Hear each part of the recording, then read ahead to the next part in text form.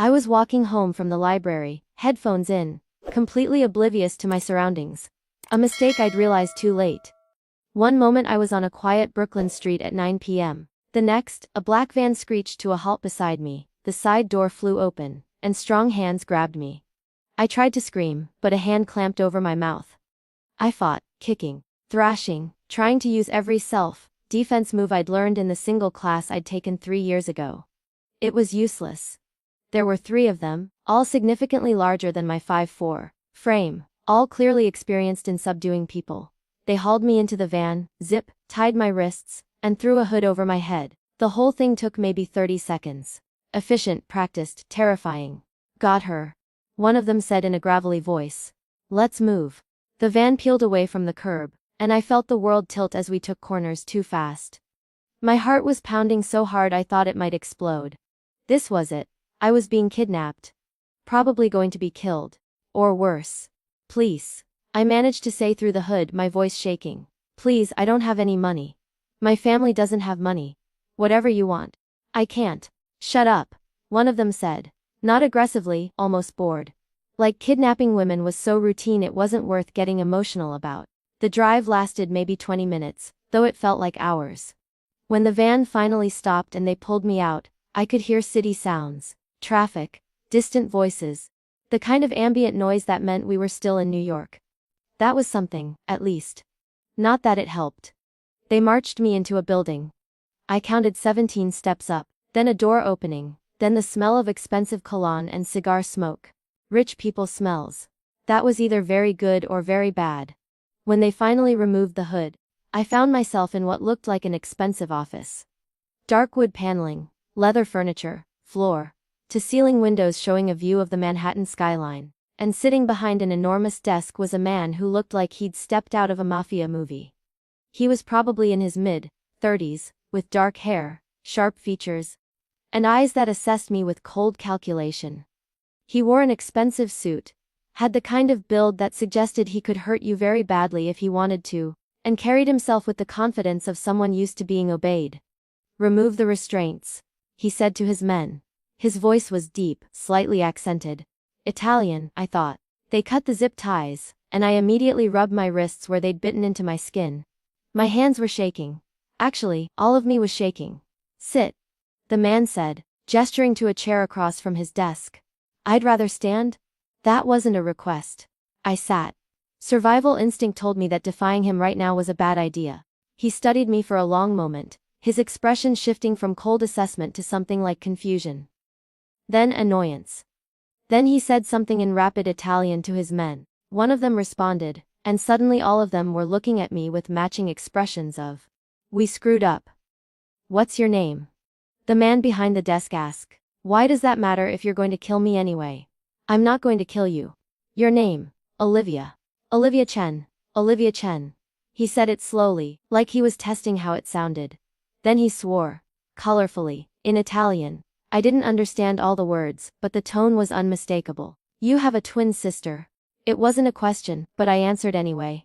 Yes. Sophie, how did you? Because we were supposed to grab Sophie Chen, not Olivia Chen. Which means my men are idiots who grabbed the wrong twin. He glared at the 3 men who'd kidnapped me. How did you not verify you had the right girl? Boss, they're identical, one of them said defensively. Same face, same height, same hair. We confirmed the target was at that location. Except the target wasn't there, her sister was. And now we have the wrong woman. He turned his attention back to me. Where is your sister? I don't know. Why do you want her? What did Sophie do? That's not your concern. Where is she? I said I don't know. We don't exactly keep tabs on each other's schedules. We're adults with separate lives. When did you last see her? 3 days ago. We had coffee. She seemed fine. Normal. Whatever you think she did, you're probably wrong. Sophie's an accountant. She's boring and rule-following and definitely not the kind of person who'd be involved in anything that would make I gestured vaguely at him and his men. Whatever you people are. Want to kidnap her. Whatever we are, he repeated, something like amusement flickering across his face. That's diplomatic. I'm Dante Caruso. And your sister has something that belongs to me. I want it back. What does she have? Information. Files. Evidence of transactions she shouldn't have been able to access. She stole it, and now she's trying to use it as leverage. I don't take kindly to blackmail. Sophie wouldn't do that. She's not. She doesn't steal things or blackmail people. You have the wrong person. Not just the wrong twin, but the wrong family entirely. I don't have the wrong person. I have documentation proving your sister accessed secured files from her employer's system and downloaded confidential information. Her employer being a shell company my organization uses for certain financial operations. She knew exactly what she was doing. My stomach dropped. Sophie worked for Prometheus Financial, a firm that handled accounts for various clients. She'd complained recently about some irregularities she'd noticed. Accounts that didn't make sense, transactions that seemed suspicious. But I'd assumed she was just being paranoid, seeing conspiracies where there were only mistakes. If she took something, it was probably because she thought it was illegal. Sophie's annoyingly ethical. She'd report financial crimes, not commit them. Then she's naive and stupid. In my world, discovering illegal activity and reporting it gets you killed. Taking the information and trying to trade it for money, that's just slower suicide with extra steps. Is that what she did? Tried to blackmail you? Through intermediaries. Smart enough not to contact me directly. Stupid enough to think I wouldn't figure out who she was. He leaned back in his chair. Now I have you instead of her. Which presents an interesting problem. I can't just let you go. You've seen my face, know my name, know you were kidnapped. But killing you seems excessive when you're not actually the person who wronged me. How considerate of you to hesitate before murdering an innocent person. Sarcasm. Interesting defense mechanism. He pulled out his phone, typed something. Here's what's going to happen. You're going to call your sister. Tell her you've been taken. Tell her if she wants to see you alive again, she'll return what she stole and present herself here within 24 hours. Simple exchange. You for her and the information. And if she doesn't, then we'll revisit the question of whether killing you is excessive or just pragmatic. He slid his phone across the desk. Call her. Now. My hands were still shaking as I picked up the phone. Sophie's number was in my contacts. We'd been close growing up, even if we'd drifted somewhat as adults. She answered on the third ring. Liv. Whose phone is this? Why are you calling from a strange number? Sophie, I need you to listen carefully and not freak out. I've been kidnapped by people who say you stole something from them. They want it back, and they want you to come. No. Sophie's voice was sharp, panicked. Liv, don't tell them anything. Don't. Are you hurt? Did they hurt you? I'm fine so far. But Sophie, they're serious. They want you and whatever you took within 24 hours or... I'm not giving them anything. Liv, you need to escape. Find a way out. I can't. I won't trade with them. What I have is too important. It's evidence of human trafficking, money laundering, dozens of crimes. I can't let them bury it just to save. Danny took the phone from my hand, ending the call. His expression was dark, dangerous. Your sister just condemned you to death. I hope you appreciate her principles. She's trying to expose criminals. That's not condemning me. That's choosing to do the right thing even when it's hard. The right thing. He laughed. But there was no humor in it. Your sister is naive if she thinks exposing my organization will accomplish anything beyond getting both of you killed. I have lawyers, judges, politicians in my pocket. Her evidence will disappear. She'll disappear. And now you'll disappear too. All of it meaningless. Then why do you care if she has it? If you're so powerful and untouchable, why does it matter? Because I don't leave loose ends. Because even small leaks can become floods if not contained. And because I will not be blackmailed by some self-righteous accountant who thinks she's a hero. He stood, moved around the desk. I shrank back in my chair instinctively, and he noticed. Relax. I told you, I'm not going to kill you, yet, but your sister has put me in a difficult position. I can't let you go. Can't use you for leverage if she won't trade. That leaves limited options. What options? I could hold you indefinitely. Keep you locked up until your sister comes to her senses. Or I decide you're not worth the trouble. But that's resource intensive and boring. Sorry to inconvenience you with my kidnapping. Or, he continued as if I hadn't spoken, I could make you useful. Put you to work earning your continued existence. I have various operations that could use additional staff. Most of them unpleasant, but you'd be alive. You want me to work for you? The man who kidnapped me. I want you to be worth more alive than dead. Right now, the math isn't in your favor. Make yourself useful, and maybe I'll decide keeping you around is worthwhile. And if I refuse? If I tell you to go to hell and demand you let me go? He smiled, and it was not a nice smile. Then I'll remind you that you're not in a position to demand anything. You're the wrong girl, Olivia Chen. Wrong place, wrong time, wrong face. But you're here now, and you're mine to do with as I please. The question is whether I please to keep you alive. Your attitude is going to determine the answer. I wanted to spit in his face. Wanted to tell him exactly what I thought of him and his threats. But survival instinct won over pride.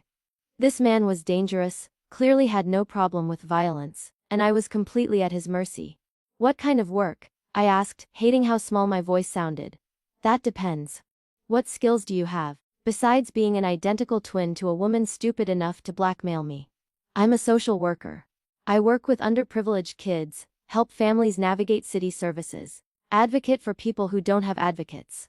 None of which is probably useful to a crime boss. You'd be surprised.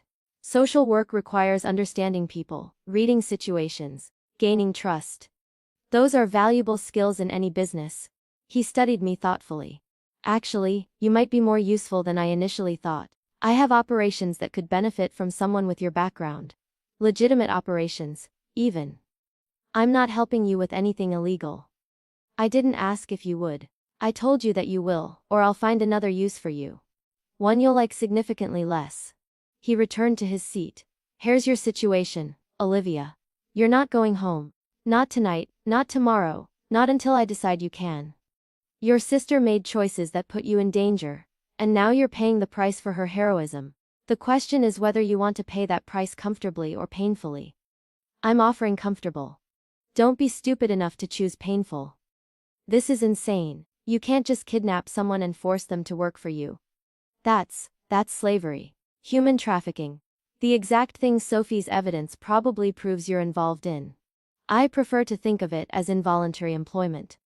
But call it what you want. It's your reality now. He gestured to one of his men. Marco, take her to the safe house.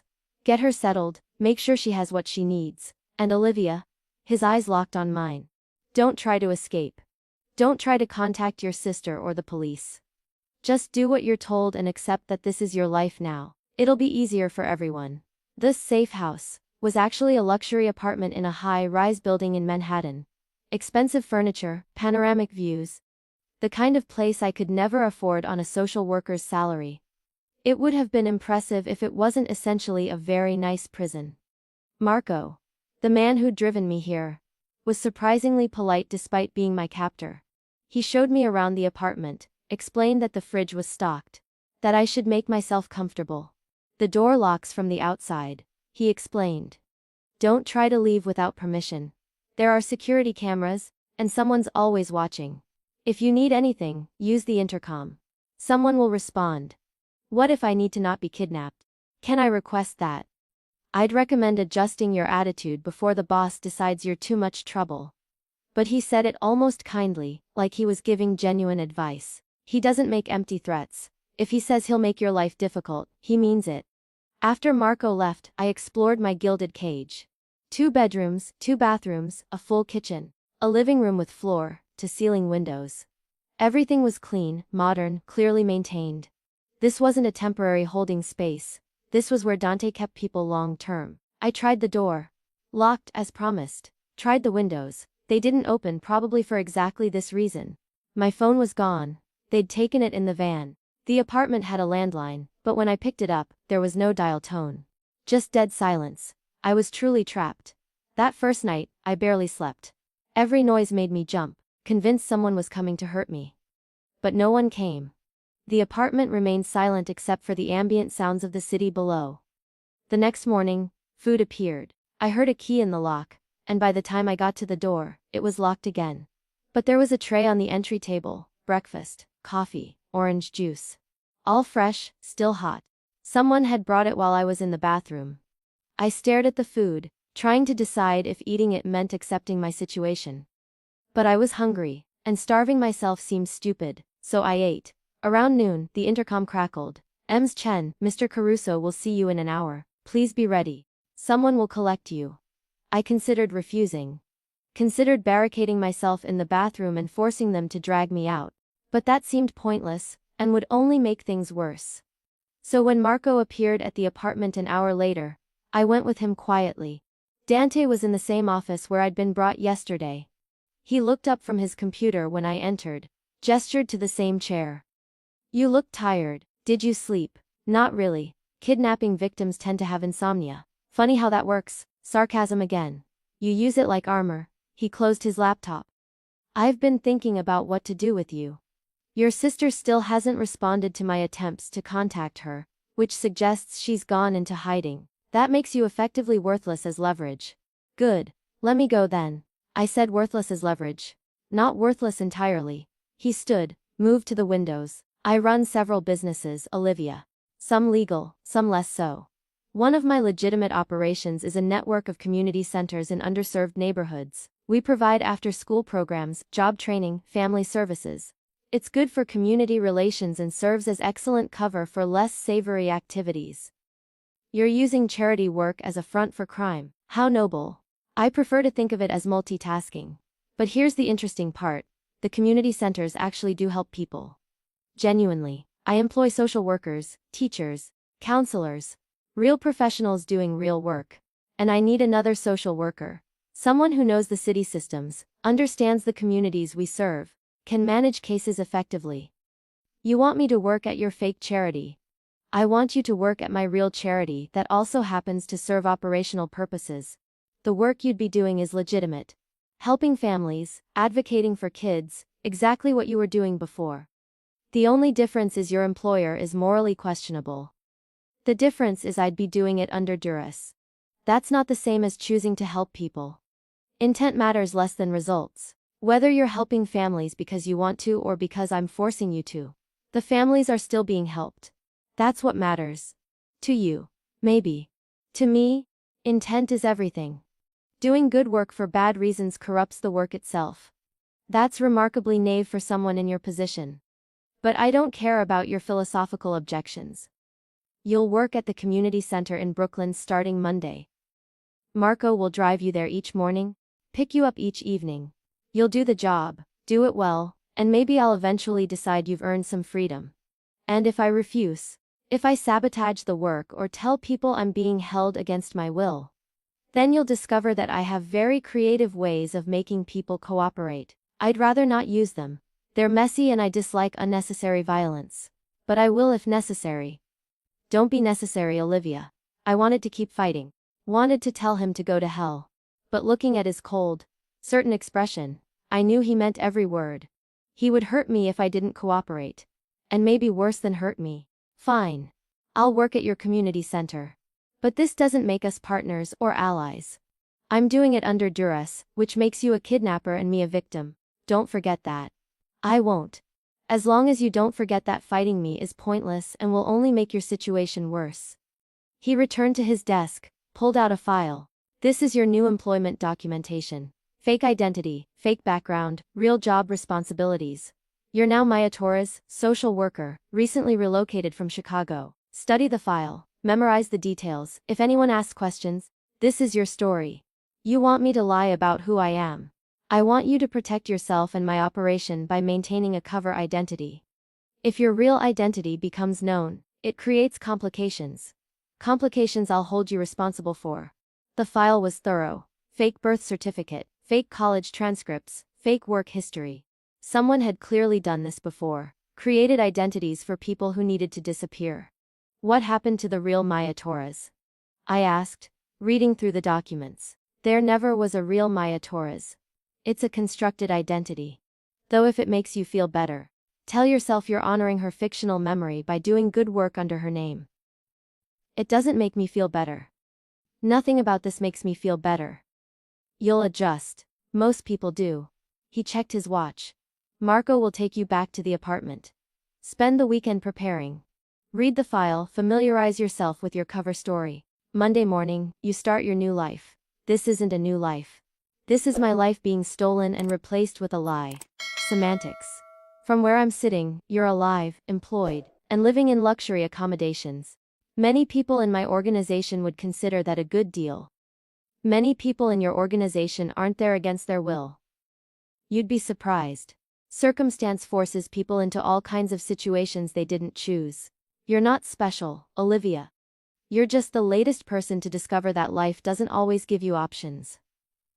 Back at the apartment, I spent the weekend alternating between rage and despair. I memorized the Maya Taurus file because I didn't have a choice.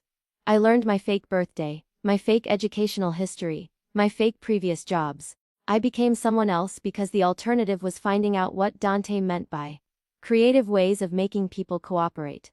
On Sunday evening, my sister finally called. The apartment's landline rang. The deadline suddenly alive, and when I answered, Sophie's voice came through, strained and desperate. Liv? Oh God, are you okay? Have they hurt you? I'm fine. Trapped but fine. Sophie, what the hell did you do? Why didn't you just give them the information back? Because it's evidence of horrible crimes, Liv. Human trafficking, drug smuggling, money laundering. Dante Caruso's organization is responsible for so much suffering. I can't just let that go to save myself. You're not saving yourself. You're not even in danger. I am. They grabbed me instead of you, and now I'm the one paying for your heroic principles? I know. I'm so sorry. I'm trying to figure out how to get you out, but what? But you won't trade the information because your moral high ground is more important than my life. That's not fair. Liv. If I give up this evidence, how many more people suffer? How many more victims? I'm trying to do the right thing. The right thing would be saving your sister. The right thing would be not stealing from criminals in the first place. Sophie, I'm scared. I'm trapped in some apartment, forced to work for this man, and I don't know if I'll ever get free. And you're talking about principles and evidence like those matter more than me. She was crying now. They do matter. But so do you. Liv, I'm working on a plan. Just cooperate with them for now. Don't make waves. I'm gonna fix this. How? How are you going to fix this when you won't even trade to get me back? I'm talking to the FBI. Giving them the evidence. Working on a way to take Caruso down while getting you out safely. It's going to take time, but time I might not have. Sophie, these people are dangerous. You're playing games with my life. I'm trying to save it. And save all the other lives at stake. Please, Liv. Trust me, I'll fix this. The line went dead. I stood holding the phone, shaking with anger and fear and the horrible realization that my sister had chosen her principles over my safety. She was probably right. Morally, ethically, her choice made sense. But I was the one suffering for it, and I couldn't forgive her for that. Monday morning came too soon. Marco picked me up at 7 a.m., drove me to a community center in East Brooklyn. The building was nice, recently renovated, brightly painted, clearly well-funded. Inside, I met the director, a woman named Patricia who seemed genuinely committed to the community. Maya! Welcome. We're so glad to have you. We desperately need another case manager. Our caseload has been overwhelming. She showed me to a small office. You'll primarily work with families dealing with housing issues, food insecurity, navigating city services. We also coordinate with the after-school program when kids need additional support. Sound manageable? It sounds like my old job, just with a different name. Perfect. Let me introduce you to the team. The other staff members seem nice, dedicated, passionate about the work, oblivious to the fact that their funding came from criminal enterprises. Or maybe they knew and didn't care. When you're helping struggling families, you don't always examine where the money comes from too closely. My first client was a single mother with 3 kids facing eviction. Her rent had increased beyond what she could afford on her minimum wage job, and she'd fallen 2 months behind. The landlord was filing for eviction, and she was terrified of ending up in a shelter. I don't know what to do, she said, tears streaming down her face. I'm working 2 jobs. I'm doing everything right. But it's not enough. It's never enough. I spent 2 hours with her, pulling up every resource I could find. Emergency rental assistance, legal aid for the eviction proceedings, job training programs that might help her qualify for better, paying work. It was exactly what I used to do. And despite my anger at being forced into this situation, I felt good helping her. Because she needed help, and I could provide it. At the end of the day, Patricia found me in my office. Maya, I heard about the work you did with Mrs. Rodriguez. She called me crying but happy tears. Said you gave her hope. That's exactly what we need here. Thank you. I was just doing the job. You were doing it well. We're lucky to have you. Except they didn't have me. They had Maya Torres, a fake person doing real work for criminal reasons. The cognitive dissonance was overwhelming. That evening, Marco drove me back to the apartment. Dante was waiting in the living room, which was alarming. I hadn't given him permission to be there. But then again, he owned the place. Permission wasn't relevant. How was your first day? He asked, as if this were a normal employment situation. I helped a woman avoid eviction. It felt good. I hate that it felt good. Why? You did meaningful work. The fact that you're being forced to do it doesn't make the work less meaningful. It makes me complicit in your operations. Every day I work there, I'm helping you maintain cover for whatever illegal activities you're running. That's not heroic. That's collaboration. Call it what you want. But Olivia, or should I call you Maya now? You're going to keep doing it. Because despite your moral objections, you're good at it. You help people. That's worth something, even in these circumstances. 3 months into my captivity, I refused to call it anything else, despite Dante's insistence that I was employed. I'd fallen into a routine. Wake up, get driven to the community center, help families navigate impossible systems, get driven back to the apartment. Repeat. The work was fulfilling despite everything. I'd helped dozens of families secure housing, access food programs, navigate immigration issues, connect kids with educational resources. Patricia kept praising my work, telling me I was the best case manager they'd had in years. It should have felt good. Instead, it felt like betrayal. Of myself, of my principles, of everything I believed about consent and freedom. You look tired, Marco observed one morning during the drive. Over 3 months, he'd become something like a friend, or at least, the closest thing I had to one in this situation. Trouble sleeping. I'm a prisoner doing forced labor. Sleep doesn't come easily. You're helping people. That's something to be proud of. I'd be prouder if I were doing it by choice. As it is, every family I help is just me collaborating with criminals. How is that something to celebrate? Because the families don't care why you're helping them. They just care that someone finally is. Mrs. Rodriguez. The woman you helped avoid eviction on your first day. She brought her kids to the center last week just to thank you. Said you saved their lives. Does your moral purity matter more than their gratitude? That's not fair. It's completely fair. You're so focused on being a victim that you're ignoring the actual good you're doing. Yeah, your situation sucks. But you're making other people's situations better. That counts for something.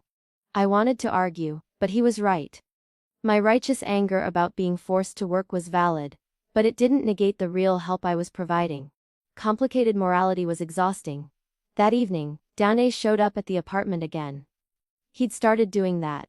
Appearing unannounced, checking in, asking about my work. It felt like supervision, which it probably was, but it also felt like something else.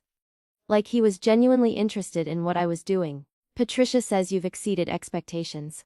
He said, settling onto the couch like he lived there. Nendi, 8% success rate on your cases. That's remarkable. I'm good at my job. That hasn't changed just because you kidnapped me. I prefer recruited. But semantics aside, your work is valuable. More valuable than I anticipated. I'm expanding your role. You can't expand my role. I'm already working full time against my will. There's no expansion possible. I'm opening a second community center in the Bronx. I want you to train the staff there, set up their case management systems, ensure they're operating at the same level of effectiveness as Brooklyn. It's a promotion. It's not a promotion when I didn't ask for it and can't refuse it. It's just more forced labor with a fancier title. You're impossible to please.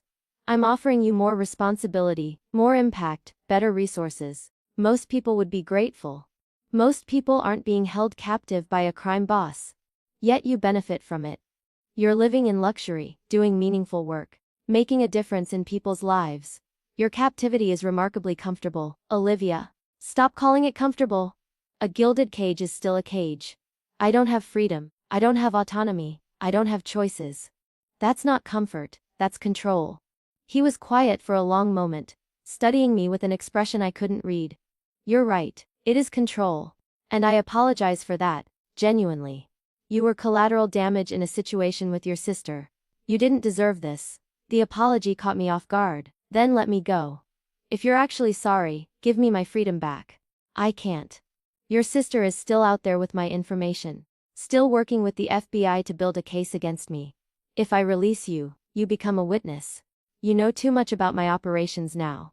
The community centers, the funding structures, even just seeing my face. I can't risk that. So I'm trapped forever. Until what? You die. Go to prison. What's my endgame here? I don't know yet. But Olivia, I'm trying to make your imprisonment as bearable as possible. The work you're doing is real. The impact is real. That has to count for something. It counts for you feeling less guilty about kidnapping me. It doesn't change my situation. He stood, moved toward the door, then paused.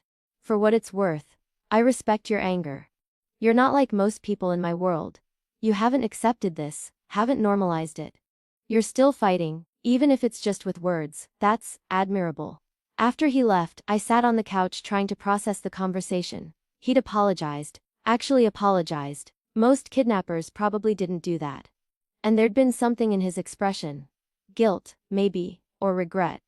Like he actually felt bad about what he'd done. Not bad enough to let me go, but bad enough to notice I was suffering. The next morning, Sophie called again. These calls had become weekly. Her updating me on her FBI cooperation, me venting my rage at her for putting me in this situation. They're building a case, she said excitedly. Solid evidence, multiple charges. They think they can take down Caruso's entire operation within 6 months. And then you'll be free, Liv. You'll be safe. 6 months. Sophie, I've already been here 3 months. You're asking me to endure another 6 of captivity because of your choices. I'm asking you to hold on while I fix this. Liv? I'm so sorry.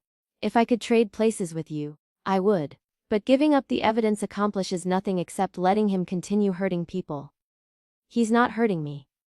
That's what's so twisted about this. I'm comfortable, doing meaningful work, treated well. My captivity is so pleasant it's hard to remember I'm a prisoner. That's Stockholm Syndrome. Don't let him manipulate you into thinking this situation is acceptable. I'm not. I know it's not acceptable. But Sophie, he apologized yesterday. Actually said he was sorry for putting me in this situation. What kind of kidnapper apologizes? The kind trying to manipulate you into complacency. Liv, don't fall for it. He's a criminal. Whatever kindness he shows is strategic, not genuine. Was it? I wasn't sure anymore. Dante's apology had seemed real. His interest in my work seemed real. The guilt in his expression when I called my situation what it was, captivity, that had seemed real too. Just, hurry with your FBI case, please. I want my life back. I'm trying. I promise. Just hold on a little longer. The expansion to the Bronx Community Center happened 2 weeks later. I spent 3 days training the new staff, setting up systems, ensuring they understood the resources available. It was exhausting but satisfying. Like building something meaningful from scratch. On the 3rd day, Dante showed up at the Bronx Center. I was in the middle of a training session, explaining intake procedures, when he walked in with his usual entourage. The staff immediately tensed. Clearly, they knew who he was and what he represented. Mr. Caruso, Patricia, who'd come to help with training, said nervously. We weren't expecting you. I wanted to see the new facility and observe Maya's training methods. Continue as you were. So I continued training, hyper-aware of his presence in the back of the room. He watched silently, taking notes on his phone, his expression unreadable. When the session ended and the trainees dispersed, he approached me. You're a natural teacher. The staff respects you, trusts you. That's valuable. It's just doing my job. A job you're forcing me to do. A job you're excelling at. There's a difference between doing work under duress and doing it with genuine commitment. You're showing the latter. Because the families deserve my best effort, even if you don't. Fair. But Olivia, I want to discuss your situation. Your sister's FBI case is progressing. Eventually, it'll come to a head, arrests, trials, all of it. When that happens, your position becomes untenable. You'll be a witness, potentially valuable to prosecutors. I need to decide what to do with you before that moment arrives. My heart started racing.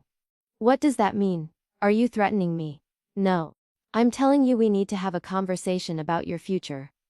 About what happens when this situation resolves itself. Come to my office tomorrow evening. We'll talk options.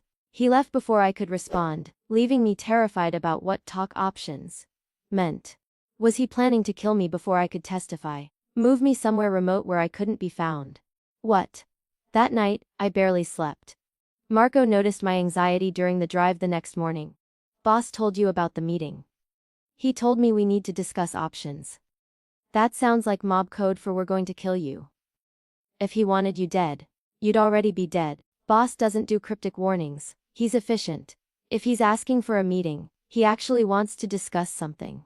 That doesn't make me feel better. Look, I probably shouldn't tell you this, but boss feels guilty about your situation. Really guilty.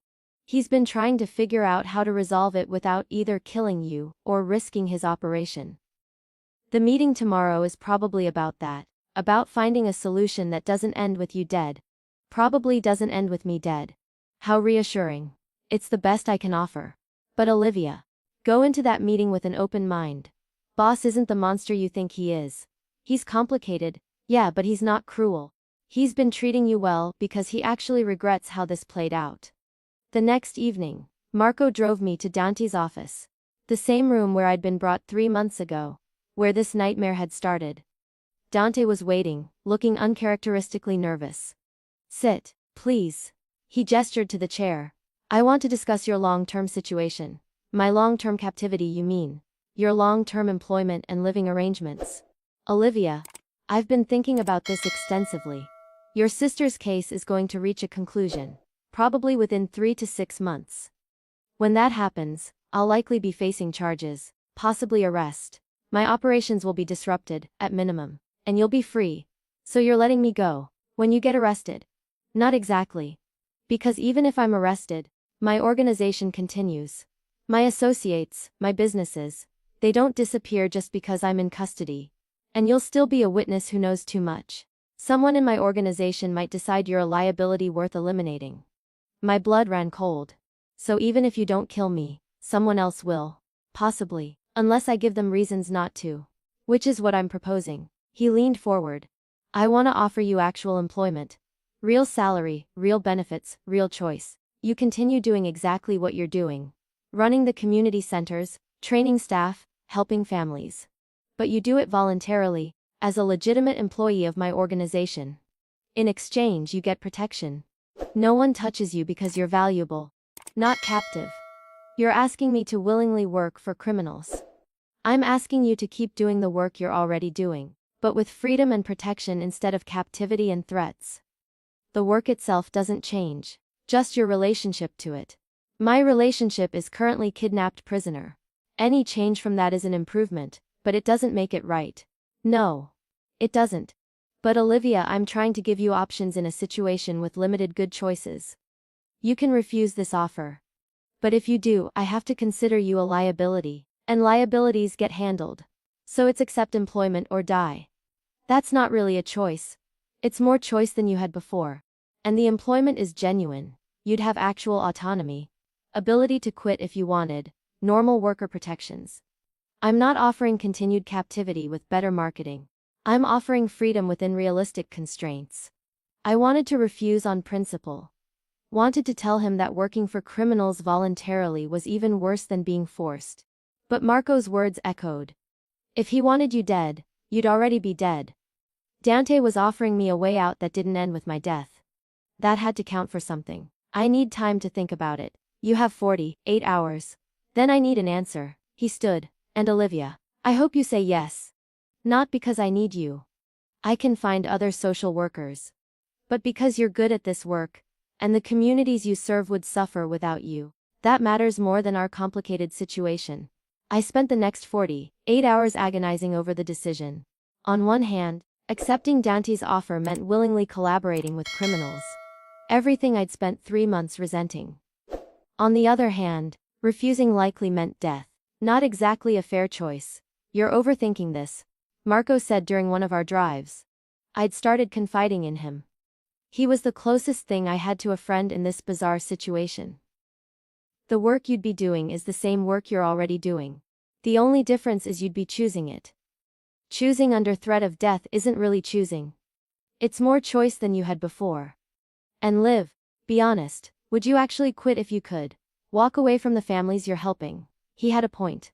Over 3 months, I'd become invested in my cases. Mrs.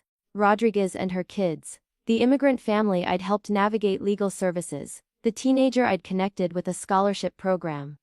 I cared about them. Walking away would mean abandoning people who needed me.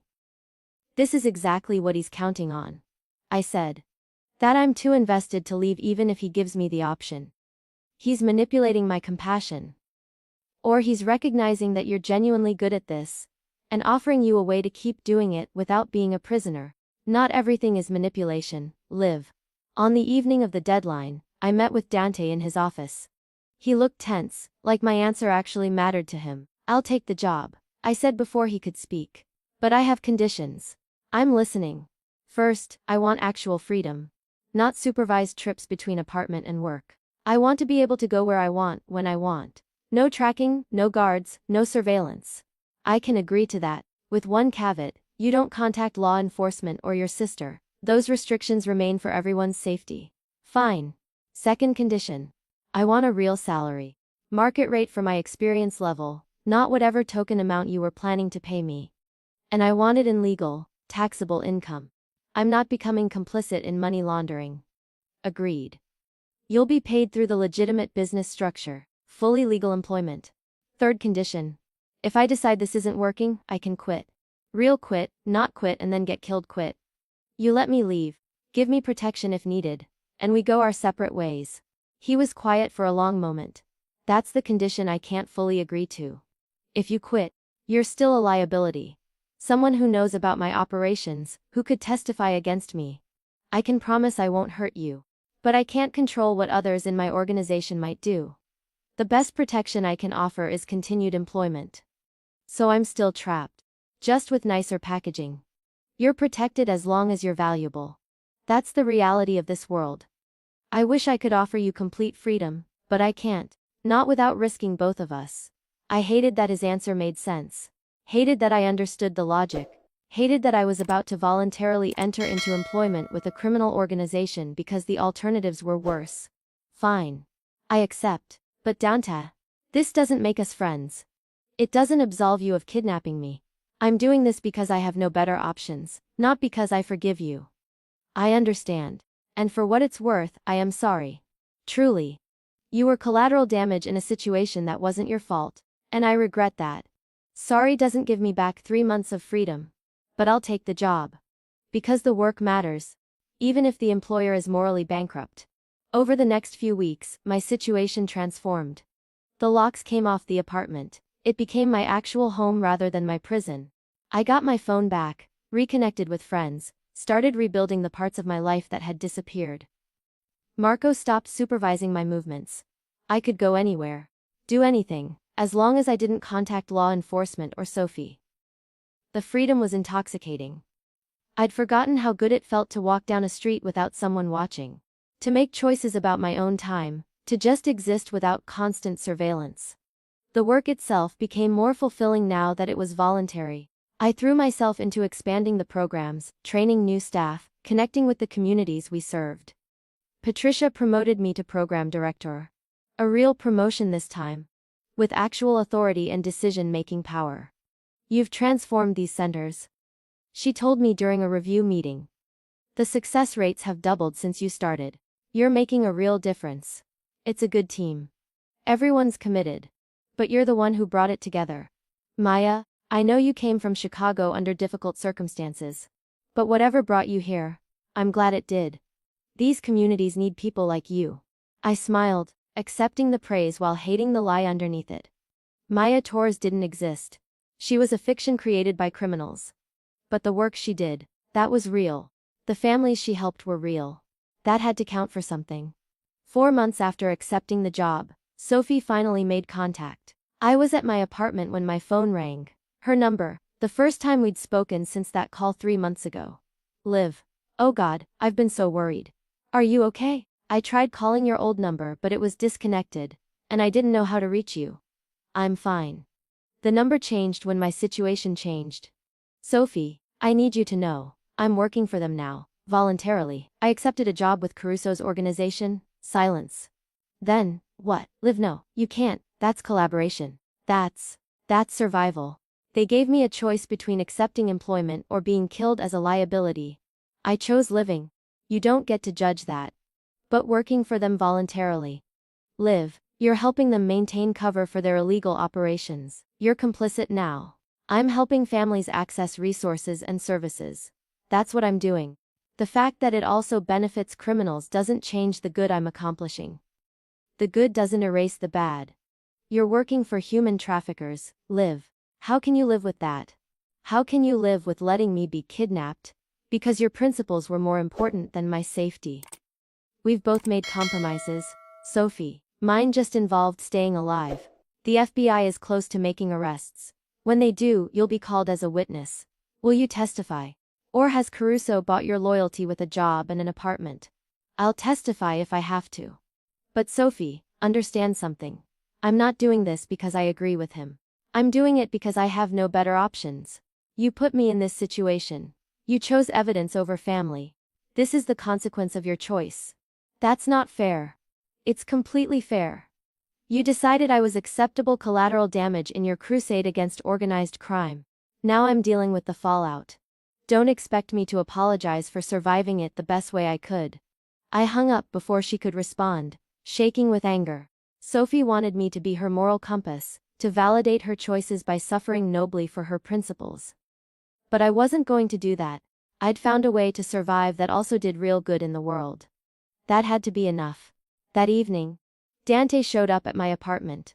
A rare occurrence now that I had actual freedom. He looked troubled. Your sister called you. How do you know that? Because I monitor communications for security reasons. Don't worry. I'm not listening to your conversations. Just tracking who contacts you and when. Your sister is a risk. She's not going to expose me. Whatever else she is, Sophie's not vindictive. I'm less worried about her exposing you than about her trying to use you as leverage again. The FBI case is progressing. Arrests are likely within weeks. When that happens, both you and your sister become high-value witnesses.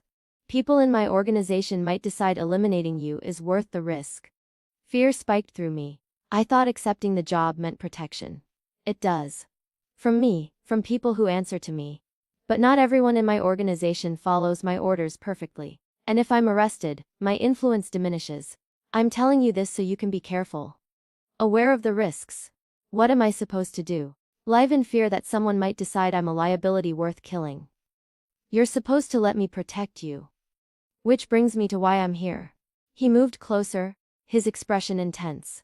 When the arrests happen, you'll be vulnerable. I want you to stay close to me, or rather, to my protection detail. Let Marco and my people keep you safe until the situation stabilizes. Stay close to you. The man who kidnapped me. The man who's offering you the best chance of survival. Olivia, I know you don't trust me. I know you have every reason to hate me. But I'm good at keeping people alive. Let me do that for you. Why? Why do you care if I survive or not? I'm just a social worker you grabbed by mistake. Because you're not just anything.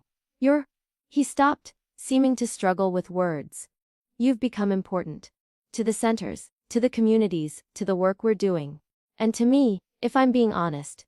I don't want you hurt because of choices I made. Important to you. That's terrifying, considering you're a criminal who kidnaps people. It should be. But it's also your best protection. People don't harm what I value. And I value you, your work, your integrity, your refusal to accept this situation passively.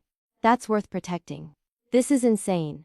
I've developed some kind of Stockholm syndrome where my kidnapper caring about me is supposed to be comforting. Call it what you want. But when the FBI makes their move, promise me you'll let me protect you. Let Marco stay close, follow security protocols. Promise me, Olivia. There was something desperate in his voice, something that went beyond strategic concern for an asset. He actually cared. Somehow, impossibly, this criminal who'd stolen my freedom had developed genuine feelings for me, I promise. But Dante, this doesn't change what you did. Caring about me now doesn't erase kidnapping me. I know. But maybe it means something that I'm trying to make amends the only way I know how. The FBI raids happened 2 weeks later. I was at the Brooklyn Community Center when Marco burst in, urgent and tense. We need to leave. Now, FBI's hitting multiple locations. Boss wants you secured immediately. Secured where? Safe house. Different from before, this one's actually secure, not just comfortable. Come on, we don't have time to argue. I grabbed my things and followed him to the car. As we drove, I could see the chaos. FBI vehicles everywhere, agents executing search warrants, people being led out of buildings in handcuffs. Is Dante being arrested? Probably. Boss knew it was coming. He's prepared. But you're not. You're a loose end someone might try to tie up permanently. That's why we're moving you. The safe house was actually a compound in upstate New York. Gated, guarded, the kind of place designed to keep both people in and threats out. Inside, I found several other people. Associates of Dante's, I assumed. All being protected from the FBI operation. For 3 days we waited.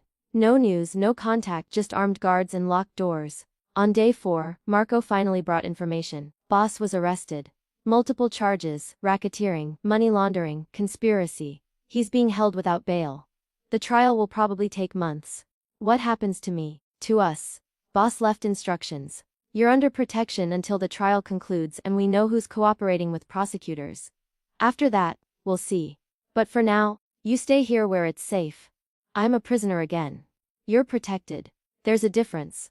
6 weeks into lockdown at the compound, I was going stir crazy. The place was comfortable. Nice rooms, good food, even a library and gym. But it was still captivity, still guards at every door, still no freedom to come and go. How much longer? I asked Marco during one of his daily check-ins. The trial hasn't even started yet. You can't keep me here indefinitely. Boss's orders were to keep you safe until the situation stabilizes. That hasn't happened yet. 3 people connected to the organization have been killed. Cooperating witnesses, presumably. You're too valuable to risk. Valuable to whom? Dante's in prison. Why does his protection still matter? Because his organization is still operational. His second in command is running things, following boss's instructions. And one of those instructions is keeping you alive and secure. 2 days later, everything changed. Marco appeared at my room looking shaken. Boss wants to see you. At the prison. He's arranged a meeting. Why? What does he want? He didn't say. Just that it was important and you needed to come today. I'll drive you. The prison was grim. Concrete and steel. Nothing like Dante's comfortable world. They processed me through security, took everything except my ID, and led me to a visiting room divided by thick glass. Dante was already sitting on the other side, wearing an orange jumpsuit that looked wrong on him. Too institutional, too diminished. He looked thinner than I remembered. Tired. But when he saw me, his expression brightened with genuine relief. Olivia, thank you for coming. Did I have a choice? Probably not. But thank you anyway. He picked up the phone on his side of the glass, and I did the same. How are you? Marco says you're going stir crazy at the compound. I've gone from one prison to another. How do you think I am? Fair. I'm sorry. I know you're tired of being locked up, but Olivia, the situation is worse than you know. The FBI has 3 cooperating witnesses. One of them is naming you as someone with knowledge of operations. They're going to subpoena you to testify. My stomach dropped. Testify about what? I don't know anything about your illegal operations. I just ran community centers. You know about the funding structure. About how money flowed through the programs. About associates you met, conversations you overheard. They'll try to use you to establish patterns and connections. And once you're identified as a witness, people in my organization who are still free might decide you're too dangerous to leave alive. So I'm dead either way. If I testify, your people kill me. If I don't testify, I go to prison for contempt. Perfect, not dead, protected. But Olivia, I need to know, if you're forced to testify, what will you say? Will you cooperate with prosecutors or refuse to answer questions? What do you want me to say? That I'll lie for you, perjure myself to protect a criminal organization. I want you to tell me the truth. So I know what's coming, what to prepare for. If you're going to cooperate, I need to adjust strategies. If you're going to refuse, I need to prepare for contempt charges against you. Just be honest with me. I looked at him through the glass.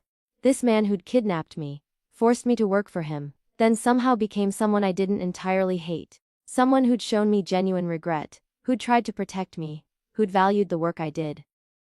I don't know what I'll say. If they ask me direct questions about illegal activities, I'll probably answer honestly. I'm not going to perjure myself. But if they ask me to speculate or interpret things I didn't directly witness, I'll refuse to answer. I'm not going to help them convict you based on guesses and assumptions. That's more than fair. Thank you for being honest. He paused, seeming to struggle with something. Olivia, I need to tell you something. These past months, having you in my life, even under horrible circumstances, they've meant something. You challenged me, made me question things I never questioned before, made me want to be better than I was.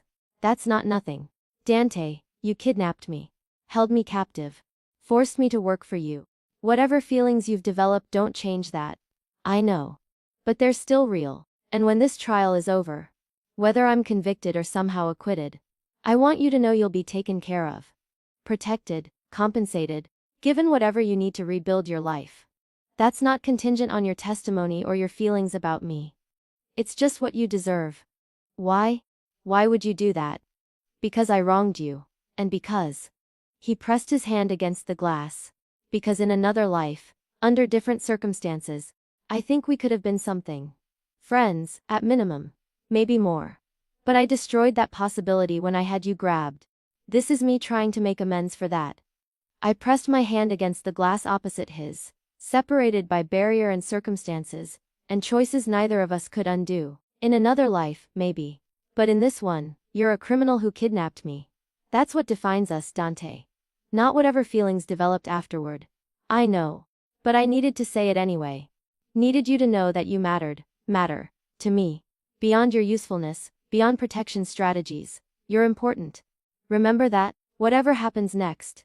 The visit ended, and Marco drove me back to the compound in silence. I spent the next few days processing the conversation, trying to understand my own feelings. I should hate Dante. Should want him convicted and imprisoned forever. But instead, I felt complicated. Sad for what we might have been in different circumstances. Angry about what we actually were. The subpoena arrived a week later. I was ordered to appear before a grand jury to answer questions about Dante's operations. Marco immediately contacted the lawyer Dante had arranged for me, a sharp woman named Victoria who specialized in witness testimony. You're in a difficult position, Victoria explained during our prep meeting. You know enough to be valuable to prosecutors, but not enough to provide testimony that would definitively prove criminal enterprise. My advice is to answer questions honestly but narrowly. Don't volunteer information. Don't speculate. Don't interpret. Just answer exactly what's asked. Nothing more. And if I do that, will it hurt Dante's case? Possibly. But not significantly. They have bigger witnesses, stronger evidence. Your testimony is corroborative, not primary. You're not the one who'll convict him. So I can be honest without destroying him. Essentially. Though understand. Being honest means admitting you worked for his organization. Knew it was funded through questionable means. That makes you look complicit.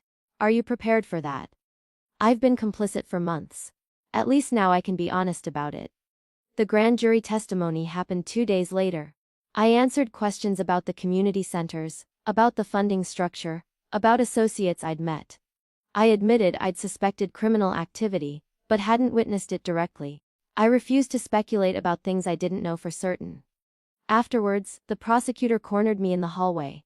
You were surprisingly unhelpful, Miss Chen, almost like you were protecting someone. I was protecting the truth. I told you what I knew firsthand. I'm not going to guess or assume just to help your case. You do realize Caruso kidnapped you. Held you against your will.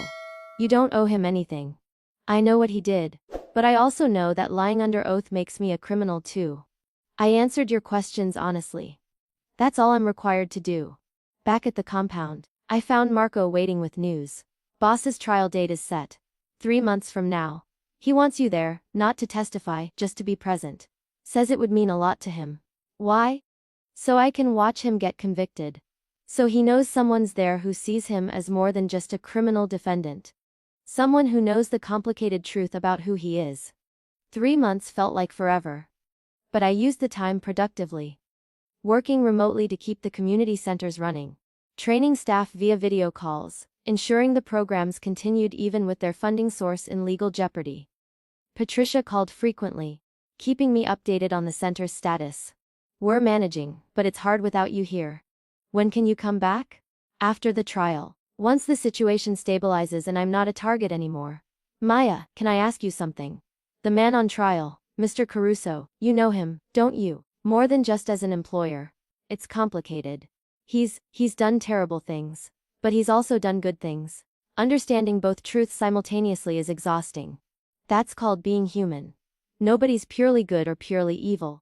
We're all complicated. The trial began on a cold October morning. I sat in the gallery, watching Dante enter in a suit instead of prison jumpsuit. His legal team had fought for that dignity. He looked composed, professional, nothing like the diminished man I'd seen in prison. When his eyes found mine in the courtroom, something shifted in his expression. Relief, maybe. Gratitude. Like my presence actually mattered to him. The prosecution presented their case over 2 weeks. Financial records, witness testimony, intercepted communications. They painted Dante as a ruthless criminal who'd built an empire on suffering. They weren't wrong. But they also weren't complete. The defense countered with character witnesses, with evidence of legitimate business operations, with arguments about reasonable doubt. They painted Dante as a businessman operating in gray areas, not a crime boss. They were being generous with the truth. I watched it all, this battle over who Dante really was, and realized both sides were partially right. He was a criminal who'd done terrible things. He was also a man who'd built community centers that genuinely helped people. Both truths existed simultaneously. After 3 weeks of testimony, the jury deliberated for 4 days. When they returned, the verdict was mixed. Guilty on some charges, acquitted on others. Enough for conviction and prison time. But not the life sentence prosecutors had wanted. Dante was sentenced to 12 years, with possibility of parole after 8. As they led him away, he looked back at me one final time. Mouthed 2 words, "Thank you." I nodded, accepting the gratitude even if I wasn't sure I deserved it. Outside the courthouse, Sophie was waiting. We hadn't spoken since that angry phone call months ago, hadn't resolved the hurt between us. "Liv, I saw you inside. You came to his trial." "I did. He asked me to be there. The man who kidnapped you asked, and you showed up." "Liv, that's Stockholm Syndrome. That's me making complicated choices in a complicated situation. Sophie, I know you want me to hate him. Want me to be a perfect victim who suffered nobly and emerged with my principles intact. But life isn't that simple. He kidnapped me, yes. But he also showed me genuine regret, protected me, valued the work I did. I can acknowledge all of that without excusing what he did to me. So you forgive him?" "I don't know if I forgive him. But I understand him. And I understand that people are more than their worst actions. That's not Stockholm Syndrome. That's just truth." Sophie looked like she wanted to argue but didn't. "The FBI is done with both of us now. The case is closed. You're free to go back to your normal life." I don't know what my normal life is anymore. The work I was doing, it was good work, important work. I think I'll keep doing it, even if the funding source is tainted. You're going to keep working for his organization. I'm going to keep helping families who need help. The organization is just the structure. The families, they're what matters. I walked away from Sophie, from the courthouse, from the whole complicated mess. Marco was waiting with the car. "Boss wanted me to give you this." He handed me an envelope. "Instructions for the future." "Your future, specifically." Inside was a letter from Dante, handwritten in surprisingly elegant script. "Olivia, by the time you read this, I'll be in prison for the foreseeable future. I can't undo what I did to you. The kidnapping, the captivity, the impossible choices I forced on you. But I can try to make your future better than your past. The community centers are yours. Full control, full authority. The funding is being restructured through legitimate channels. Still sufficient, no longer criminal. You can run them however you see fit. Help as many families as you want. Build the kind of programs you believe in. I've also arranged for financial compensation beyond your salary. An account in your name with enough money to give you security and choices. You can refuse it if it feels like blood money. But I hope you'll accept it as what it is. An attempt to give you back some of what I took. Thank you for seeing me as more than just a criminal. Thank you for the work you did, the impact you made. Thank you for being at the trial. It meant more than you know. Be safe. Be happy. Build something beautiful with the freedom you've reclaimed." 5 years after Dante's conviction. The community centers had grown beyond anything I'd imagined. What started as 2 locations in Brooklyn and the Bronx had expanded to 6 facilities across New York, serving thousands of families. I'd built something real. Something meaningful. Something that helped people regardless of where the initial funding had come from. Torres! A teenager I'd helped get into college stopped me outside the Brooklyn Center. I wanted to tell you. I got accepted to Columbia! Full scholarship! None of this would have happened without your help. You did this, Maria. You worked hard, stayed focused. I just helped you navigate the process. You believed in me when no one else did. That's what made the difference. After she left, Patricia found me in my office. She'd become more than my colleague over the years. She was my friend, my confidant, one of the few people who knew the truth about Maya Torres. You're changing lives, she said. Every day, every family. That has to feel good. It does. But sometimes I wonder, am I doing good work despite how it started, or because of it? Does it matter that this whole life was built on kidnapping and coercion? It matters what you do with it now. You took something terrible and transformed it into something beautiful. That's redemption live. For you, for the organization, maybe even for Dante. Dante. I hadn't seen him since the sentencing 5 years ago. But we'd corresponded. Letters exchanged through Marco. Carefully worded to avoid anything that might implicate either of us in remaining criminal activity. He wrote about prison life, about programs he was participating in, about his regret for choices that had led him there. I wrote about the centers, about families we'd helped, about the impact his funding had enabled before everything fell apart. I never wrote about my feelings. They were too complicated, too contradictory to put into words. 8 years into his sentence, Dante became eligible for parole. Marco called me with the news, asking if I'd be willing to speak at his hearing. Why would they want to hear from me? I'm his kidnapping victim. Exactly. You're the person he wronged most directly. If you can speak to his character, to his genuine regret and attempts to make amends, that carries weight. I don't know if I can do that. Stand up and vouch for the man who held me captive. I'm not asking you to vouch for his past actions. I'm asking you to speak truth about who he became after. About the remorse, the restitution, the attempts to be better. That's worth something.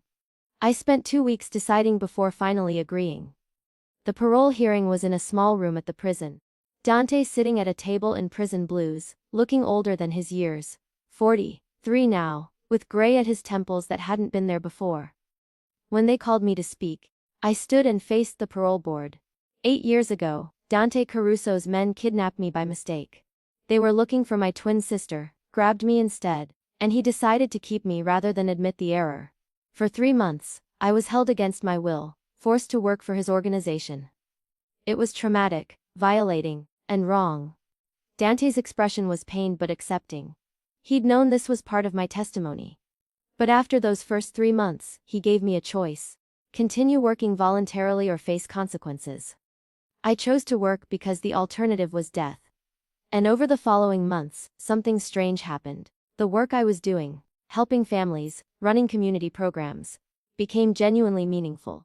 I stopped being just a captive and became someone who cared about the impact I was making. When Dante was arrested, he could have abandoned me. Let me fend for myself, face potential retaliation from his organization alone. Instead, he protected me. Arranged security, legal support, financial stability. And when he was sentenced, he transferred full control of the community centers to me. Gave me the resources to continue the work without criminal funding. I don't forgive him for kidnapping me. That's not something I can forgive. But I acknowledge that he showed genuine remorse, made real attempts at restitution, and tried to be better than his worst actions. The community centers serve over 5,000 families now. That's his legacy, built on my work but funded by his resources. That has to count for something. The parole board asked me questions about whether I feared Dante, whether I believed he'd be dangerous if released, whether his remorse seemed genuine. I answered honestly. He'd terrified me initially. But over time, he'd shown himself to be more than just a criminal, someone capable of regret, of growth, of recognizing his wrongs. 3 weeks later, Marco called with the news. He got parole. He'll be released in 60 days. My reaction was complicated. Relief that he wouldn't spend another 4 years in prison. Anxiety about what his release meant for me. uncertainty about whether we'd have any relationship going forward. The day of his release, I stood outside the prison watching him walk out into freedom. He looked disoriented. 8 years inside would do that. But when he saw me waiting, his expression transformed. Olivia, you came. I wanted to see if you'd actually changed, or if prison just taught you to perform remorse convincingly. Fair question. I guess time will tell. He moved closer, cautious. Thank you for speaking at the hearing. What you said, it made a difference. I told the truth. That's all. The truth was generous, considering what I did to you. Not many people would have shown that grace. We stood there awkwardly. Two people connected by trauma and complicated history, unsure how to relate now that the power dynamic had shifted. What happens now? I ask. What are your plans? Rebuild my life. Legally, this time. I've spent 8 years thinking about what I want to be when I'm finally free. The answer isn't crime boss. He smiled slightly. I was thinking maybe consulting. Helping organizations transition from gray market to legitimate operations. Using my experience to keep others from making my mistakes. That's surprisingly thoughtful. I had a lot of time to think. And Olivia, I know we can't just pick up where we left off. Can't pretend 8 years of prison and trauma don't exist between us. But I'd like to try something new. Start fresh. If you're willing. Just coffee, conversation. Two people figuring out if there's anything worth building between them. I don't know if I can do that. See you as anything but the man who kidnapped me. Then let me earn something different. Let me show you I'm more than my worst choice. If after 6 months of coffee and conversation you still only see the kidnapper, I'll accept that. But give me the chance to be something else. I thought about the letters we'd exchanged. The community centers he'd funded, then transferred to me. The protection he'd arranged even from prison. The genuine remorse in his voice at the parole hearing. Maybe people could change. Maybe redemption was possible even for kidnappers. Coffee. Once a week. We talk about neutral things, the centers, your reentry, plans for the future. Nothing personal, nothing romantic. Just two people who share complicated history trying to find some kind of peace with it. I'll take it. Thank you, Olivia. Over the next 6 months, we met for coffee weekly. Talked about his adjustment to freedom, about the center's growth, about families we'd both known. Him from funding, me from direct service. Slowly, cautiously, we built something that resembled friendship. You're different. I observed during one of our meetings. Less dangerous, more thoughtful. Prison changed you. Prison humbled me. Made me face what I'd become, what I'd done. I had 8 years to think about every choice, every consequence. Can't hide from yourself in a cell. He paused. Did you ever forgive your sister? For choosing evidence over your safety. Eventually, I realized she was trying to do good in an impossible situation, same as I was. We made different choices, but both were trying to minimize harm. That understanding took years, but we got there. Think you'll ever reach that understanding with me? I don't know. What you did was more direct, more violent. But Danta, I understand you better now.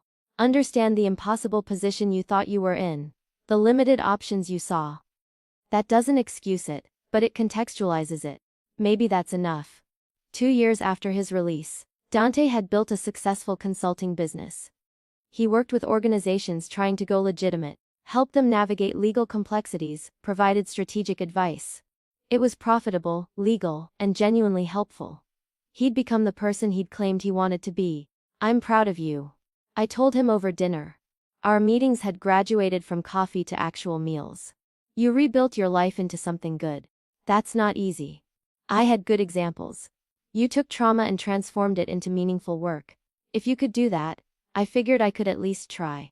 He reached across the table, took my hand. Olivia, I know we started this as just coffee, just conversation. But somewhere along the way, I've developed feelings. Real feelings. And I need to know. Is there any possibility you feel the same? I don't know. I care about you. But I also remember being terrified, being trapped, being forced. Can I separate who you are now from who you were then? I don't know. But maybe we could try. See if what we have now can outweigh what happened then. I'm not asking for immediate commitment. Just permission to try. You're asking me to date my former kidnapper. That's insane. It is. But we're already insane, meeting weekly. Sharing our lives, building something that looks like friendship but feels like more. Why not acknowledge what it is? Because acknowledging it makes it real. Makes me someone who fell for her captor. That's not who I want to be. Then who do you want to be? Because the woman I see is someone who transformed trauma into purpose, who helped thousands of families, who showed grace to someone who didn't deserve it. That's who you are, Olivia. The circumstances that brought us together don't define you. Your choices do. He was right. I'd spent 10 years letting my kidnapping define me, even while building something beautiful from it. Maybe it was time to define myself differently, not as victim, but as survivor. Not as captive, but as someone who chose compassion even when it was hard. Okay. We can try. But Dante, slowly, carefully, with full honesty about how complicated this is. I need to be able to walk away if it becomes too much. Deal. Slow, careful, honest. That's all I'm asking. 5 years after his release, we were in a relationship that looked almost normal. Dinners, movies, quiet evenings at my apartment. Now genuinely mine. Not provided by his organization. We attended events at the community centers together, him as reform donor, me as director. People who knew our history thought we were crazy. Maybe we were. Do you regret it? Danny asked one evening. We were at his apartment, modest, nothing like the luxury of his criminal days, cooking dinner together, giving me a chance, letting this become something. Sometimes. When I remember being scared, being trapped. But then I look at what we've built, individually and together. And I think maybe redemption is possible. Maybe people can change. Maybe love can grow even in impossible circumstances. I don't deserve your forgiveness. Probably not. But I'm giving it anyway. Not because you earned it, but because holding on to anger forever is exhausting. I'd rather build something new than keep carrying something old. That's remarkably wise for someone who's been through what you've been through. I learned it from the families I work with. They face impossible situations every day, poverty, trauma, systems that fail them. But they keep trying, keep hoping, keep building better futures despite terrible pasts. If they can do it, so can I. So can we. 10 years after the kidnapping, 15 years after we'd first met, Dante proposed. Not with grand gestures. We'd had enough drama. Just quiet, honest, in the apartment where we'd learned to be ourselves with each other. I know this is unconventional. I know our history is complicated. But Olivia, I love you. I've loved you since before I understood what that meant. Will you marry me? You're asking me to marry my kidnapper. Do you understand how insane that sounds? Completely. But I'm not that person anymore. Neither are you. We're two people who found each other in the worst circumstances and built something beautiful anyway. Isn't that worth celebrating? Yes, it is. And yes, I'll marry you. But Dante, we're never keeping secrets from each other. No hidden operations, no omissions, no protecting me from information. Full honesty, full partnership. That's non-negotiable. Agreed. You get all of me, past, present, future. The good and the terrible. That's the deal. The wedding was small. Family, close friends, people from the community centers. Patricia cried through the entire ceremony. Marco gave a speech about second chances and redemption that made everyone emotional. And when Dante and I exchanged vows, they were honest about our complicated beginning and hopeful about our chosen future. I promise to never take your freedom for granted. To honor the choice you made to love me despite everything. To be worthy of your grace. And to spend every day trying to be better than I was. My vows were equally honest. I promise to remember who we were while celebrating who we've become. To acknowledge the past without being trapped by it. To build a future based on choice, not coercion. And to keep believing that people can change, can grow, can love despite impossible odds. 20 years after the kidnapping, we'd built a life neither of us could have imagined. The community centers served over 15,000 families. Dante's consulting business had helped dozens of organizations transition to legitimate operations. We had a daughter, adopted, because some trauma doesn't erase, who knew our full story and loved us anyway. Do you regret anything? Our daughter asked one evening. She was 16, studying criminal justice, endlessly fascinated by her parents' unlikely love story. I regret the kidnapping, Dante said immediately. Wish I could undo that choice, spare your mother that trauma. But I don't regret where we ended up. This life, this family, it's worth every hard moment it took to get here. What about you, Mom? Do you regret staying? Giving him a chance? I regret the fear and captivity. But Emma, Sometimes the worst things lead to the best things. Your father and I. We shouldn't have worked. By every logical measure, we were impossible. But love isn't logical. Grace isn't logical. Redemption isn't logical. And somehow, impossibly, we built something real from something terrible. That's worth celebrating. Dante took my hand, squeezed gently. 20 years of choosing each other, of building something beautiful from broken pieces. Of proving that people can change, that love can grow in impossible circumstances, that redemption is possible even for kidnappers and their victims. Thank you, he said quietly, for seeing who I could be instead of just who I was. For giving me the chance to become better. Thank you for becoming better. For doing the hard work of change. For proving that grace isn't wasted on people who genuinely try to earn it. Our daughter smiled.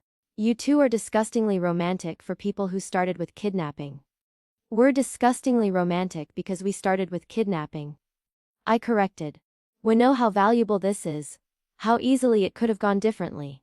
That makes us appreciate what we have. 20 years. Two people who should never have worked. Who defied every logical expectation. But love rarely follows logic. Grace rarely makes sense. Redemption rarely comes easily. And sometimes, the worst beginnings lead to the most beautiful endings.